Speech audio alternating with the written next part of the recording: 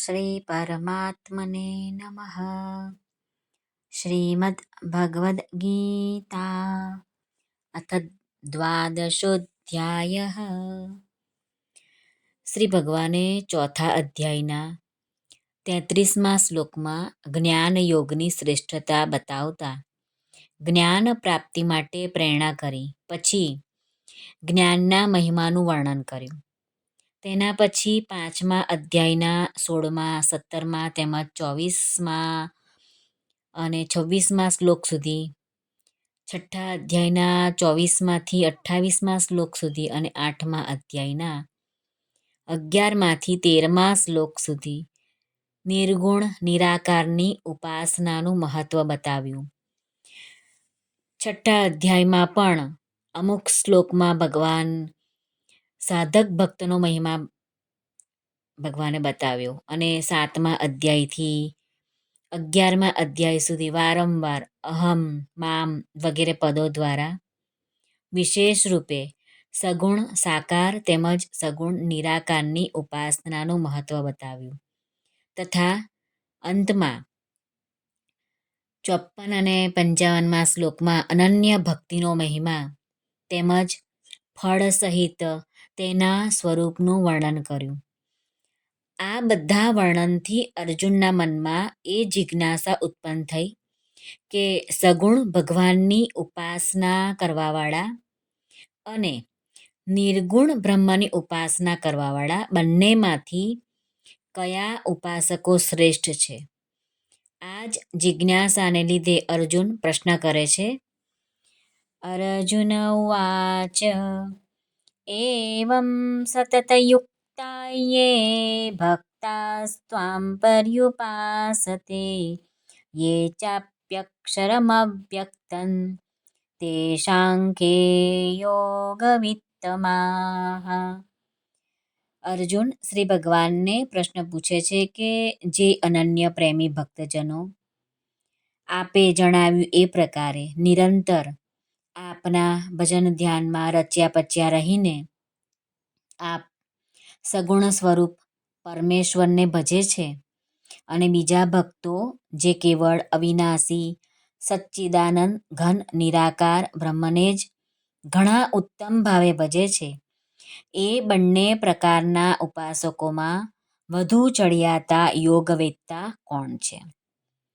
શ્રી ભગવાનુવાચ મય્યાવેશ્ય મનો યે માં નિત્યયુક્તા ઉપાસતે શ્રદ્ધયા પરયોપેતાસ તે મે યુક્તતમા મતાઃ. શ્રી ભગવાન અર્જુનને કહે છે, મારામાં મનને પરોવીને નિરંતર મારા ભજન ધ્યાનમાં રચ્યા પચ્યા રહેનારા જે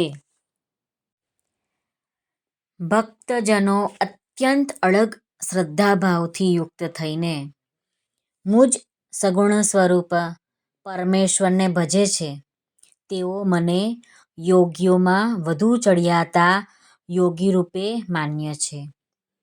યે ત્વક્ષરમનિર્દેશ્યમ અવ્યક્તં પર્યુપાસતે સર્વત્ર ગમચિંત્યં ચ કૂટસ્થમચલં ધ્રુવં સંયમ્યેન્દ્રિયગ્રામં સર્વત્ર સમબુદ્ધયઃ તે પ્રાપ્નુવન્તિ મામેવ સર્વભૂતહિતે રતાઃ.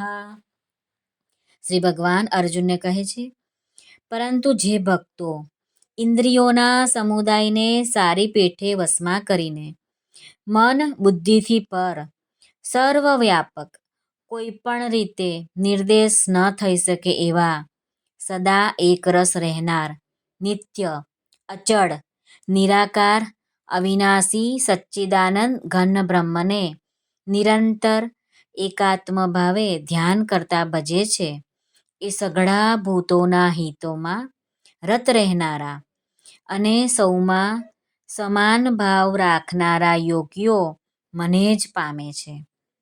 ક્લેશોऽધિકતરસ્તેષાम् અવ્યક્તાસક્તચેતસાम् અવ્યક્તા હિ ગતિર્દુઃખં દેહવદ્ભિરવાપ્યતે.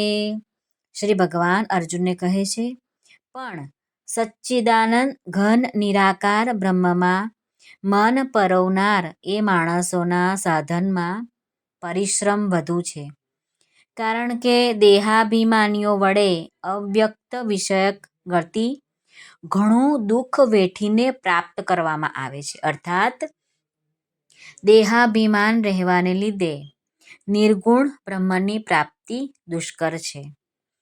યે તુ સર્વાણિ કર્માણિ મયી સંન્યસ્ય મત્પરાઃ અનન્યેનૈવ યોગેન માં ધ્યાયન્ત ઉપાસતે.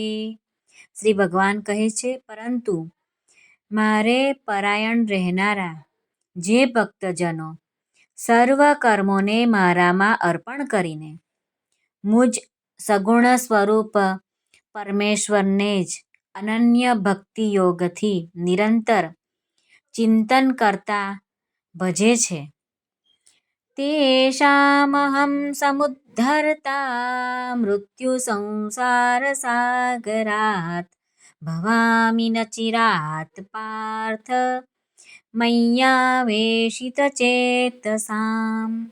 શ્રી ભગવાન કહે છે, મારામાં ચિત્ત પરવનારા એ પ્રેમી ભક્તોનો હે પાર્થ, હું સ્થવરે મૃત્યુરૂપી સંસાર સાગરમાંથી ઉદ્ધાર કરી દઉં છું. મય્યેવ મન આદત્સ્વ મયિ બુદ્ધિં નિવેશય નિવસિષ્યસિ મય્યેવ અત ઉર્ધ્વં ન સંશયઃ. શ્રી ભગવાન કહે છે, મારામાં મનને પરોવ અને મારામાં જ બુદ્ધિને જોડ, એ પછી તું મારામાં જ નિવાસ કરીશ, એમાં લેશ માત્ર પણ સંશય નથી. અથ ચિત્તં સમાધાતું ન શક્નોષિ મયિ સ્થિરં અભ્યાસયોગેન તતો મામિચ્છાપ્તું ધનંજય. શ્રી ભગવાન કહે છે, જો તું મનને મારામાં અચળ ભાવે સ્થાપવામાં સમર્થ ન હોય તો હે ધનંજય, અભ્યાસરૂપ યોગ દ્વારા મને પામવાની ઈચ્છા કર. અહીં અભ્યાસરૂપ યોગ કોને કહેવાય? તો ભગવાનના નામ અને ગુણોનું શ્રવણ, કીર્તન, મનન તેમજ શ્વાસ દ્વારા જપ અને ભગવત પ્રાપ્તિ વિષયક શાસ્ત્રોનું પઠન પાઠન આદિ પ્રયત્નો ભગવત પ્રાપ્તિ માટે વારંવાર કરવાનું નામ અભ્યાસ છે. અભ્યાસેપ્યસમર્થોऽસि મત્કર્મ પરમો ભવ મદર્થમપી કર્માણિ કુર્વન સિદ્ધિમવાપ્સ્યસિ. શ્રી ભગવાન કહે છે, જો તું આ બધા જણાવેલા અભ્યાસમાં પણ અસમર્થ છે તો કેવળ મારે અર્થે કર્મ કરવાને જ પરાયણ થા. મારે અર્થે કર્મોને કરતો રહીને પણ તું મારી પ્રાપ્તિરૂપી સિદ્ધિને જ પામીશ.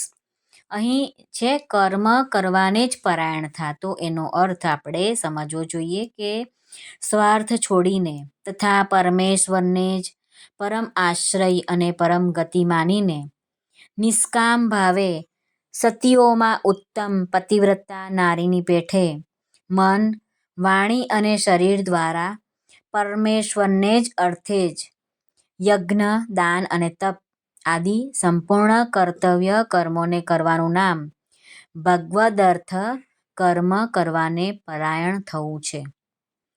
અથૈતદપ્યસક્તોऽસि કર્તું મદ્યોગમાશ્રિતઃ સર્વકર્મફલત્યાગં તતઃ કુરુ યતાત્મવાન. શ્રી ભગવાન કહે છે, જો મારી પ્રાપ્તિરૂપી યોગનો આશરો લઈને ઉપર જણાવેલ સાધન કરવામાં પણ તું અસમર્થ છે તો મન, બુદ્ધિ આદિ ઉપર જય મેળવનારો થઈને સર્વ કર્મોના ફળનો ત્યાગ કર. ભગવાને ઘણું સરસ રીતે અર્જુનના માધ્યમથી આપણને ઉપદેશ કર્યો કે જો આવું ના થાય તો તું આ કર, આ ના થાય તો તું આ કર, પણ તું કંઈક કરવાનો પ્રયત્ન કર કે ભગવાન ની પ્રાપ્તિ થાય.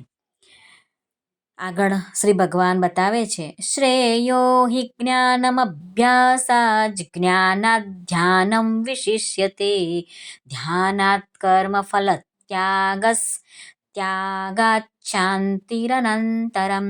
શ્રી ભગવાન કહે છે, મર્મને જાણ્યા વિના કરેલા અભ્યાસ કરતા જ્ઞાન ચડિયાતું છે. અહીં જ્ઞાન એટલે કે સાંભળવાથી અને શાસ્ત્રોના વાંચનથી પરમેશ્વરના સ્વરૂપનું જે અનુમાન જ્ઞાન થાય છે એને જ અહીં જ્ઞાનના નામે જાણવું જોઈએ. તો અભ્યાસ કરતાં જ્ઞાન ચડિયાતું છે. જ્ઞાન કરતાં મુજ પરમેશ્વરના સ્વરૂપનું ધ્યાન ચડિયાતું છે. અને ધ્યાન કરતાં પણ સર્વ કર્મોના ફળનો ત્યાગ ચડિયાતો છે. કેમ કે ત્યાગથી તરત જ પરમ શાંતિ મળે છે. અહીં ત્યાગ કોને સમજવું જોઈએ? તો એનો અર્થ આપણે એમ સમજવું જોઈએ, કેવળ ભગવદ અર્થે કર્મ કરનાર પુરુષના ભગવાનમાં પ્રેમ અને શ્રદ્ધા તેમજ ભગવાનનું ચિંતન પણ જળવાઈ રહે છે. માટે ધ્યાન કરતા કર્મ ફળનો ત્યાગ ચડિયાતો કહ્યો છે. શ્રી ભગવાન આ શ્લોક એટલે કે શ્લોક ક્રમાંક 13થી શ્લોક ક્રમાંક 20 સુધી આ અધ્યાયના અંત સુધી ભગવાનને કેવો ભક્ત પ્રિય છે એ બધું વર્ણવતા કહ્યું છે કે મને આ ભક્ત, આવો ભક્ત મને પ્રિય છે, આવો ભક્ત. તો એના વિશે આપણે શ્લોક સમજીશું અને પછી એનો અર્થ પણ આપણે જાણીશું, કેવો ભક્ત ભગવાનને પ્રિય છે. તો શ્લોક ક્રમાંક 13થી શરૂ કરીએ છીએ. અદ્વેષ્ટા સર્વભૂતાનાં મૈત્રઃ કરુણ એવ ચ નિર્મમો નિરહંકારઃ સમદુઃખ સુખઃ ક્ષમી સંતુષ્ટ સતतं યોગી યતાત્મા દૃઢનિશ્ચયઃ મય્યર્પિતમનો બુદ્ધિર યો મદ્ભક્તઃ સ મે પ્રિયઃ. શ્રી ભગવાન કહે છે, જે સર્વભૂતોમાં દ્વેષ ભાવ વિનાનો, વિના સ્વાર્થે સૌનો પ્રેમી અને કોઈ પણ હેતુ વિના દયા ભાવ રાખનારો છે, તથા મમત્વ વિનાનો, અહંકાર વિનાનો, સુખ અને દુઃખોની પ્રાપ્તિમાં સમ અને ક્ષમાશીલ છે, એટલે કે અપરાધ કરનારને પણ અભય આપનારો છે, તથા જે યોગી નિરંતર સંતુષ્ટ છે, મન ઇન્દ્રિયો સહિત શરીરને વશમાં કરી રાખેલ છે અને મારામાં દ્રઢ નિશ્ચયવાળો છે, એ મારામાં અર્પેલ મન બુદ્ધિવાળો મારો ભક્ત મને પ્રિય છે. યસ્માન્નો દ્વિજતે લોકો લોકાન્નો દ્વિજતે ચ યઃ હર્ષામર્ષભયોદ્વેગૈર મુક્તો યઃ સ ચ મે પ્રિયઃ. શ્રી ભગવાન કહે છે, જેનાથી કોઈ પણ જીવ ઉદ્વેગ નથી પામતો અને જે પોતે પણ કોઈ જીવથી ઉદ્વેગ નથી પામતો તથા જે હર્ષ, અમર્ષ, ભય અને ઉદ્વેગ આદિથી રહિત છે, એ ભક્ત મને પ્રિય છે. અહીં શબ્દ આવ્યો છે અમર્ષ, એટલે કે બીજાની ઉન્નતિ જોઈને સંતાપ થવો, એનું નામ છે અમર્ષ. અનપેક્ષ શુચિર્દક્ષ ઉદાસીનો ગતવ્યથઃ સર્વારંભ પરિત્યાગી યો મદ્ભક્તઃ સ મે પ્રિયઃ. શ્રી ભગવાન કહે છે, જે ખેવના વિનાનો, બાહ્ય તેમજ આંતરિક રીતે શુદ્ધ, નિપુણ, પક્ષપાત વિનાનો અને દુઃખોમાંથી છૂટેલો છે, એ સર્વ આરંભોનો ત્યાગી મારો ભક્ત મને પ્રિય છે. અહીં ભગવાને કીધું કે બાહ્ય તેમજ આંતરિક શુદ્ધિ, તો એ અધ્યાય 13ના શ્લોક ક્રમાંક 7માં એની ટિપ્પણી છે, તે આપણે વર્ણવીએ. જે ભક્ત પોતાને શ્રેષ્ઠ માનવારૂપી, જેનામાં અભિમાનનો અભાવ હોય તે, દંભાચરણનો અભાવ હોય તે, કોઈ પણ પ્રાણીને કોઈ પણ પ્રકારે કષ્ટ ન આપવું, ક્ષમાભાવ, મન વાણી આદિમાં રુજુભાવ હોવો, શ્રદ્ધા ભક્તિ સાથે ગુરુજનોની સેવા કરવી, સચ્ચાઈપૂર્વકના શુદ્ધ વ્યવહારથી ધનની, એ ધનમાંથી મળેલા અન્નથી આહારની, વિવેકપૂર્વકના વર્તનથી આચરણોની અને જળ અને માટી આદિથી શરીરની થનાર શુદ્ધિ, આ બધી શુદ્ધિઓને બાહ્ય શુદ્ધિ કહી છે. તથા રાગ દ્વેષ અને કપટ આદિ વિકારો દૂર થતાં અંતઃકરણનું જે સ્વચ્છ થવું એ આંતરિક શુદ્ધિ કહેવાય છે. શ્રી ભગવાન કહે છે કે નિપુણ, પક્ષપાત વિનાનો અને દુઃખોમાંથી છૂટેલો છે એ સર્વ આરંભોનો ત્યાગી મારો ભક્ત મને પ્રિય છે. અહીં શબ્દ આવ્યો છે સર્વ આરંભોનો ત્યાગી, એટલે કે મન, વાણી અને શરીર દ્વારા પ્રારબ્ધ અનુસાર થનારા સર્વ સ્વાભાવિક કર્મોમાં કર્તાપણાના અભિમાનનો ત્યાગી એ ભક્ત ભગવાનને ઘણો જ પ્રિય છે.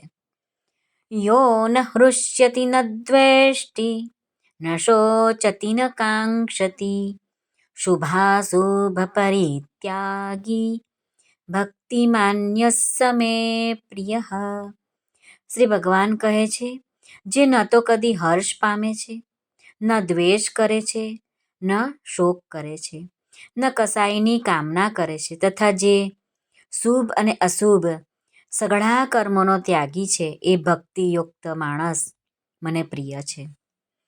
સમઃ શત્રૌ ચ મિત્રે ચ તથા માનાપમાનયોઃ શીતોષ્ણ સુખ દુઃખેષુ સમઃ સંગ વિવર્જિતઃ. શ્રી ભગવાન કહે છે જે શત્રુ કે મિત્રમાં અને માન કે અપમાનમાં સમ છે, તથા ઠંડી ગરમી અને સુખ દુઃખ આદિ દ્વંદ્વોમાં સમ છે અને આસક્તિ વિનાનો છે. તુલ્ય નિંદાસ્તુતિર્મૌની સંતુષ્ટો યેન કેનચિત અનિકેતઃ સ્થિરમતિર ભક્તિમાન મે પ્રિયો નરઃ. શ્રી ભગવાન કહે છે જે નિંદા સ્તુતિને સમ સમજનાર, મનનશીલ અને ગમે તે પ્રકારે પણ શરીરનો નિર્વાહ થતાં સદા સંતુષ્ટ છે, તથા રહેવાના સ્થાનમાં મમતા અને આસક્તિ વિનાનો છે, એ સ્થિર બુદ્ધિનો ભક્તિમાન માણસ મને પ્રિય છે. અહીં શબ્દ આવ્યો છે મનનશીલ, એટલે કે ઈશ્વરના સ્વરૂપનું નિરંતર મનન કરનારો એવો ભક્ત ભગવાનને પ્રિય છે. યે તુ ધર્મ્યામૃતમિદં યથોક્તં પર્યુપાસતે શ્રદ્ધધાના મત્પરમા ભક્તાસ્તેતીવ મે પ્રિયાઃ.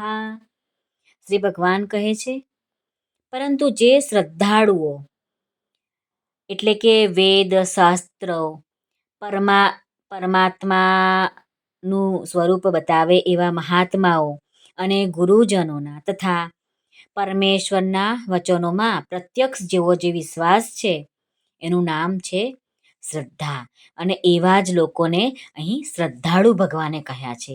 તો જે શ્રદ્ધાળુ માણસો મારે પરાયણ થઈને ઉપર કહેલા ધર્મમય અમૃતને નિષ્કામ પ્રેમ ભાવે સેવે છે એ ભક્તો મને સૌથી પ્રિય છે.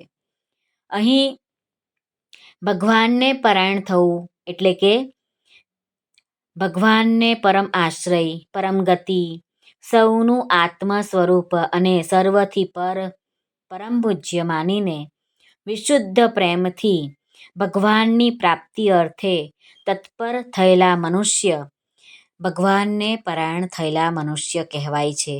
એ ભગવાનને ઘણા જ પ્રિય છે. આ રીતે આપણો અધ્યાય 12મો પૂરો થયો. ઓમ તત્સદિતિ શ્રીમદ્ભગવદ્ગીતાસુ ઉપનિષત્સુ ब्रह्मविद्यायां योगशास्त्रे श्रीकृष्णार्जुनसंवादे भक्तियोगो नाम द्वादशोऽध्यायः। ॐ श्रीकृष्णार्पणमस्तु। ॐ हरये नमः, हरये नमः, હરયે નમઃ. આ 12મા અધ્યાયમાં અનેક પ્રકારના સાધનો સહિત ભગવત પ્રાપ્તિનું વર્ણન કરીને ભક્તોના લક્ષણો બતાવવામાં આવ્યા છે. અને આ અધ્યાયનો ઉપક્રમ તથા ઉપસંહાર પણ ભગવદ્ ભક્તિમાં જ થયો છે.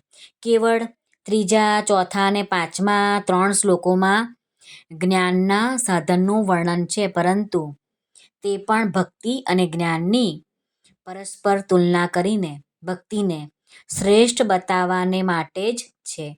એટલા માટે આ અધ્યાયનું નામ ભક્તિ યોગ રાખવામાં આવ્યું છે. જે ગીતાનું અધ્યયન કરવાના ઈચ્છુક ગીતા સાધકો છે એમને માટે શરૂઆતનો જે અધ્યાય લેવો હોય તો આ 12મો અધ્યાય છે, કે જેનાથી ભક્તિમાં આગળ વધવાનું પ્રોત્સાહન મળે છે. તેથી જેણે શરૂઆત કરવી છે ગીતાના અધ્યાયની તે ભક્તિ યોગ 12મા અધ્યાયથી શરૂ કરે. સર્વનો ધન્યવાદ. જો તમને આ અમારો વિડીયો ગમ્યો હોય તો લાઈક અને શેર કરશો, તથા અમારી ચેનલ પર નવા આવ્યા હોય તો સબસ્ક્રાઈબ જરૂરથી કરી લેશો. આપ સર્વનો ધન્યવાદ. ખૂબ ખૂબ ધન્યવાદ. જય શ્રી કૃષ્ણ.